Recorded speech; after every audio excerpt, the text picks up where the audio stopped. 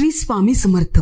आपल्या घरातल्या अडचणी कटकटी सर्व नष्ट होण्यासाठी दर गुरुवारी हा उपाय करून पहा। गुरुवारच्या दिवशी जेव्हा आपण देवपूजा करतो संध्याकाळच्या वेळेस 6:30-7 वाजे दरम्यान, त्यावेळी एका तांब्यामध्ये शुद्ध पाणी घ्यायचे आहे। त्यामध्ये हळद, कुंकू, चिमूटभर तांदूळ टाकायचे। तो तांब्या देवघरात ठेवायचा। त्यानंतर दिवा अगरबत्ती लावायची, हात जोडून प्रार्थना करायची, हे देवा, आमच्या घरातून सर्व दरिद्री, गरिबी, नकारात्मकता, वाईट शक्ती, सर्व कटकटी नष्ट होऊ दे। बस एवढं बोलून नमस्कार करून आपली जी पूजा सेवा आहे ती करायची आणि तो तांब्या गुरुवारच्या दिवशी रात्रभर तिथेच आपल्या देवघरात राहू द्यायचा। दुसऱ्या दिवशी शुक्रवारच्या दिवशी सकाळी उठल्यानंतर आंघोळ करून देवघरात जायचं, देवपूजा करायची आणि तो तांब्या तिथून उचलायचा आणि त्या तांब्यातील पाणी आपल्या घराच्या बाहेर कुठेतरी एका साईडला, कोपऱ्यात किंवा कोणत्या तरी झाडाला पाणी टाकून द्यायचं। ते तुळशीला पाणी टाकू नये। असा हा उपाय केल्यामुळे